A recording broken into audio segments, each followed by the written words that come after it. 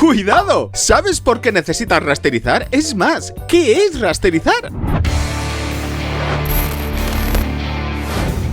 Bienvenido a Fotolarium, donde descubres y aprendes Photoshop. Soy Magno. En el episodio de hoy vas a entender fácil y rápido qué es una imagen rasterizada. Pero vamos a empezar por ver los diferentes tipos de gráficos que nos encontramos en Photoshop. Están los gráficos rasterizados, los vectores y los objetos inteligentes. Y para poder diferenciarlos, Photoshop les agrega un símbolo identificativo a cada uno. Puedes verlos aquí en las capas junto a la miniatura. Este indica que es objeto inteligente, este que es un vector, y si no hay nada, es que es un elemento rasterizado. La diferencia entre un elemento rasterizado y uno que no lo es que el rasterizado está formado por píxeles. Me explico. Ajusto la imagen a pantalla y mira, voy a aumentarle el tamaño al círculo rojo que es el rasterizado y lo voy a hacer muchísimo más grande. Así, por ejemplo. Vale, déjame acercarme para que lo veas mejor. ¿Ves estos cuadraditos? Son los píxeles. Está totalmente pixelizado. En cambio, déjame que resete la imagen. Si hago lo mismo con el círculo verde, que es el vector, de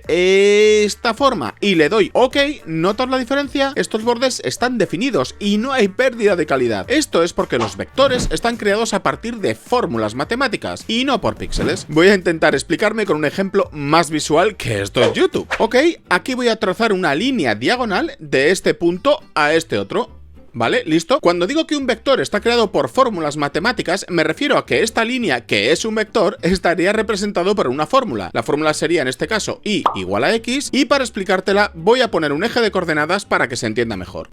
Y sería el eje vertical y X es el eje horizontal. Si Y es igual a X, quiere decir que cuando Y es 1, X tiene que ser 1. Y esto nos lleva a este punto. Si Y es 6, X tiene que ser 6. Y así con el resto, de forma que al unir todos los puntos lo que tenemos es una diagonal. Y es con este tipo de fórmulas matemáticas con las que Photoshop crea los vectores. Volviendo al ejemplo anterior, aparte de la capa rasterizada y el vector, tenemos el objeto inteligente. ¿Qué sucede con el objeto inteligente? Pues bien, los objetos inteligentes no son vectores, pero tampoco se comportan exactamente igual que un elemento rasterizado. Fíjate, si lo aumento, igual que hice anteriormente con los otros, no parece que pixele. Es más, si lo reduzco drásticamente y después lo intento reescalar, no pierde calidad. Lo mismo sucede con el vector, ¿ves? En cambio, si reduzco el círculo rojo rasterizado y lo reescalo, fíjate cómo se pixela. ¿Por qué sucede esto? Pues bien, un objeto inteligente tiene memoria y guarda la información del objeto original. Me explico. Digamos que este círculo rojo tiene un tamaño de 1000 por 1000 píxeles. Si lo convierto en un objeto inteligente y lo reduzco al 10% de su tamaño, el objeto inteligente se va a guardar el 90% que le sobra. Por lo que si ahora vuelvo a agrandarlo, el objeto recuperará ese 90% de píxeles y no perderá calidad. Pero ¿qué sucede cuando lo agrando más de su 100% de origen? Es decir, antes de ser un objeto inteligente, pues que se pixela, porque tiene que crear los píxeles que no existen. Volvamos a los tres elementos de origen: rasterizado, vector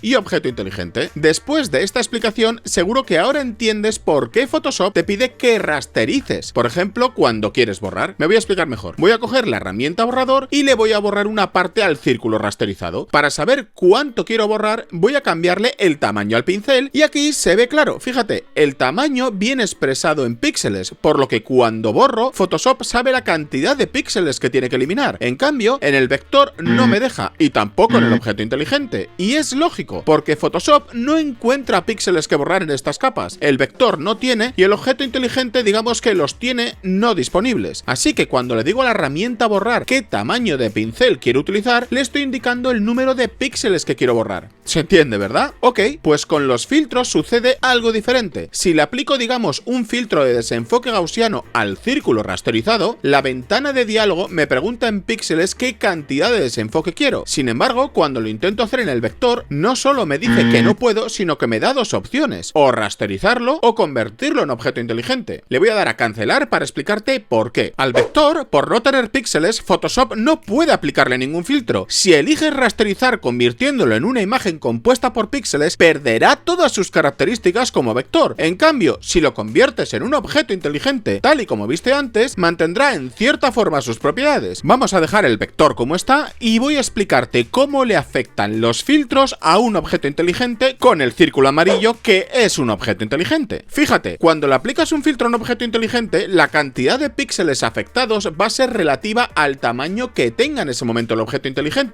Pero no lo explico, lo hago. Voy a hacer más pequeño el círculo amarillo que es el objeto inteligente y le voy a aplicar el filtro de desenfoque gaussiano. Y además a lo bestia, así. Ok, bien. Si ahora amplío el objeto inteligente... Ups, que se va.